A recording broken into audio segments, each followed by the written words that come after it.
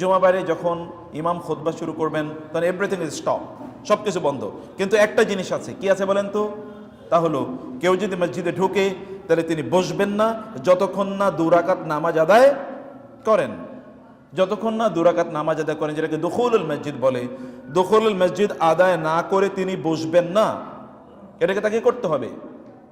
আবু সাঈদ আল খুদরি রাদিয়াল্লাহু তাআলা আনহু তিনি মসজিদে প্রবেশ করছিলেন, ঢুকলেন।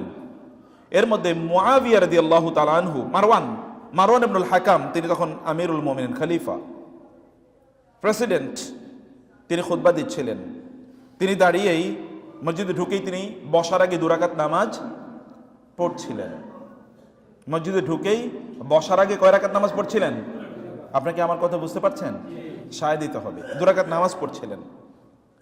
এর মধ্যে মারওয়ান ইবনুল হাকামের তার সিকিউরিটি গার্ড, বডিগার্ড, তিনি তো প্রেসিডেন্ট, অর্থাৎ তার বডিগার্ডরা এসে তাকে বসিয়ে দিতে চাচ্ছিলেন। তিনি বলেন, ওয়াল্লাহি লা আজলিসু হাত্তা উসাল্লি রাকাতাইন, নো নেভার, নো নেভার, যতক্ষণ না আমি 2 রাকাত নামাজ শেষ করব তার আগে আমি বসবো না, তোমরা আমাকে বসাতে পারবে না। বাদা আন রাআইতুহু মা রাআইতু মিন রাসূলিল্লাহি সাল্লাল্লাহু আলাইহি ওয়াসাল্লাম, আমি রাসূলকে দেখেছি এটি করতে, অতএব তোমরা আমাকে বসানোর কে? তোমরা আমাকে বসাতে পারবে না। প্রেসিডেন্টকে চ্যালেঞ্জ করেছেন। কাকে? প্রেসিডেন্টকে, আমিরুল মুমিনিনকে, খলিফাকে চ্যালেঞ্জ করেছেন। তার সিকিউরিটি গার্ডকে চ্যালেঞ্জ করে বলেছেন, তোমরা আমাকে বসাতে পারবে না। Who are you to make me sitting? আমার রাসূল নির্দেশ প্রদান করেছেন মসজিদে আসলেই কয় রাকাত নামাজ আদায় করতে হবে? 2 রাকাত নামাজ আদায় করে তারপরে বসবেন। এই যে মুরব্বীরা অথবা যুবকরা অনেকে এসে বসে যান ঠাস করে। আপনার দায়িত্ব হলো মসজিদের হক আদায় করা। মসজিদে আল্লাহর ঘরে ঢুকেছেন, এটা হক হলো 2 রাকাত সালাত আদায় করা, এটা হক। কেবলমাত্র একটা জায়গায় 2 রাকাত সালাত আদায় না করে তারপরে অন্য কাজ করতে হয়, সেটা হলো কি? বাইতুল্লাহ। যদি আপনি প্রথমবার হজ বা উমরা করতে গিয়েছেন, বাইতুল্লাহতে আপনি গিয়েছেন, তাহলে এর যেটাকে বলে তাওয়াফুল কুদুম, অর্থাৎ আপনার মূল কাজ হচ্ছে তাওয়াফ করা। বাইতুল্লাহ গিয়ে মূল কাজ কি? তাওয়াফ করা। যদি আপনি প্রথমবার গিয়ে থাকেন, যে আপনি হজ বা উমরা করতে ঢুকেছেন মাত্র প্রথমবার, মানে মাত্র আপনি মক্কায় গিয়েছেন, এটা বহুবার আপনি আগে গিয়েছেন, নো প্রবলেম, কিন্তু এইবার আপনি হজ বা উমরা করার জন্য মাত্র মক্কায় ঢুকেছেন, তখন আপনি মসজিদে হারামে বাইতুল্লাহ ঢুকে 2 রাকাত নামাজ আদায় না করে আপনাকে তাওয়াফ করতে হবে। তাওয়াফ হলো এখানকার নামাজ। ওইখানকার নামাজ কি? তাওয়াফ, কেবল একটা জায়গায়। আর পৃথিবীর অন্য সকল জায়গায়, এমনকি ওই মসজিদে যদি আপনি এরপরে আপনি মক্কায় ধরেন 30-40 দিন আছেন অথবা 10-15 দিন আছেন, যতবারই আপনি বাইতুল্লাহ ঢুকবেন ততবারই আগে আপনাকে 2 রাকাত সালাত আদায় করে তারপরে বসতে হবে। This is the Sunnah of your prophet. এটা হচ্ছে আপনার নবীর সুন্নাহ। আপনি কি নবীর সুন্নাহ বাদ দিয়ে ইসলাম প্র্যাকটিস করবেন নাকি? কথা বুঝেন নাই আমার? নবীর সুন্নাহ বাদ দিয়ে ইসলাম মানবেন আপনি?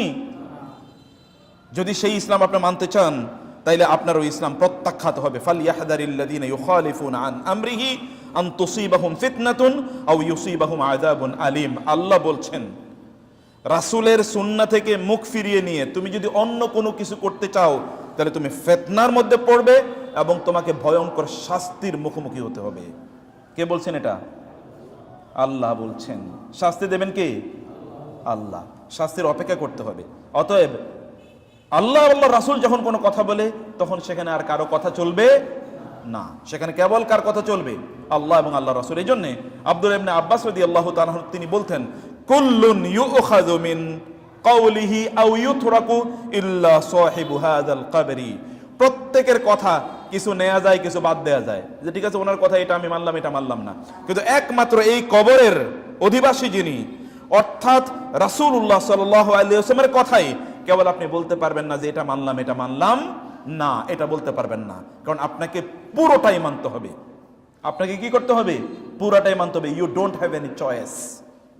আপনি বলতে পারেন না যে এটা আমার ভালো লাগছে, এটা আমি মানলাম, ওইটা আমার ভালো লাগে নাই, ওইটা আমি মানবো না, এটা আপনি বলতে পারেন না। জুমাবারে মসজিদে আগে আগে আসতে হয়। খুতবা শুরু হওয়ার পর এসে আপনার লাভ কি? ফেরেশতারা জুমার দিন তারা মসজিদের দরজায় তারা দাঁড়িয়ে থাকেন, বসে থাকেন।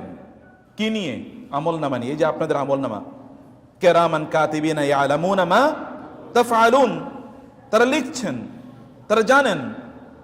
কিরামান কাতিবিন তারা এবং অন্য ফেরেশতারা তারা বসে থাকেন।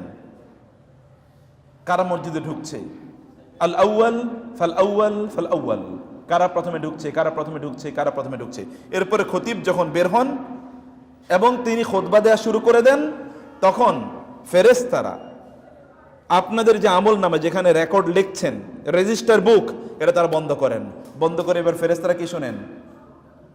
খুতবা শোনেন। ফেরেশতারা এখন আর নাম লেখে না। হাজিরা খাতায় নাম আর নাই। হাজিরা খাতায় নাম না থাকলে আপনি কি স্যালারি পাবেন? আপনি কি পুরস্কার পাবেন? প্রতিদান পাবেন? কিচ্ছু পাবেন না। পরে এসে লাভ কি? শুধু আশাই হলো আর যাওয়াই হলো, কোনো কাজ হলো না। প্রিয় ভাইয়েরা, এত ব্যস্ততা কিসের আপনাদের? জুমার দিন আপনাদের এত ব্যস্ততা কেন? এই দিনও কি আল্লাহ সুবহানাহু ওয়া তাআলার ডাকে আপনারা একটু আগে সাড়া দিতে পারেন না? অথচ ডাকে সাড়া দিলে আপনারা পুরস্কার পাবেন, কল্যাণ প্রাপ্ত হবেন, তিনি বলছেন। তৃতীয়ত হচ্ছে জুমাবারে সূরাতু আল কাহফ পড়তে হয়। এখন যদি বলি আপনারা কয়জন সূরাতুল কাহফ পড়েছেন আমি জানি না, হাত তো কয়জন তুলতে পারবেন? আপনারা কি রাসূলের চেয়ে বেশি ব্যস্ত নাকি? কথা বলেন নাই। রাসূলের চেয়ে বেশি ব্যস্ত? সাহাবায়ে কেরামদের চেয়ে বেশি ব্যস্ত? তাদের চেয়ে আপনাদের অর্থনৈতিক অভাব বেশি নাকি? রাসূলুল্লাহ সাল্লাল্লাহু আলাইহি ওয়াসাল্লামের ঘরে তো 3 মাস, মানে 3 চাঁদ 2 মাস পর পর চুলা জ্বলে নাই, খাবার নাই, অথবা পেটে কি পাথর বেঁধে আছেন? খন্দকের যুদ্ধে পেটে তো পাথর বাঁধা। সাহাবায়ে কেরামরা আসলেন, ক্ষুধা প্রচন্ড, রাসূলুল্লাহ খাইতে পারছি না, এই যে পেটে পাথর বেঁধে আছে। রাসূল সাল্লাল্লাহু আলাইহি ওয়াসাল্লাম তার জামাটা একটু খুলে দেখিয়ে দিলেন, দেখো তো আমার পেটে কি, এবং দেখালেন তার পেটে পাথর 2টা বাঁধা, ক্ষুধার তাড়নায়। আর আপনাদের তো পেট ভর্তি, পেট ভর্তি হওয়ার কারণে ঘুম আসে।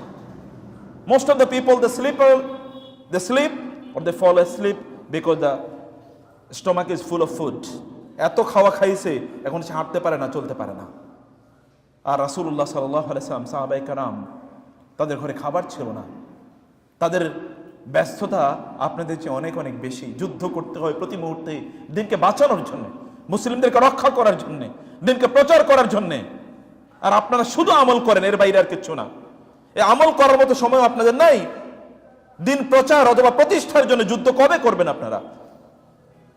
কবে যুদ্ধ করবেন? ওই যুদ্ধের যদি প্রশ্ন আপনাদের উপর আসতো, তাহলে কয়জন মানুষ যুদ্ধের ময়দানে যেতেন ইসলাম প্রচারের জন্য বলেন তো?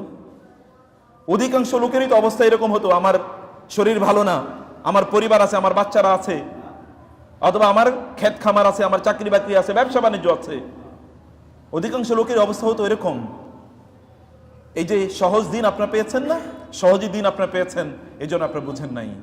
বুঝবেন যখন চক্ষুটা বন্ধ করবেন, তখন আফসোস করতে থাকবেন, কিন্তু ওই দিন আফসোসে কোনো কাজে লাগবে না, কোনো কাজ হবে না সেই দিন আফসোসে। যা করা আজকেই করে যান।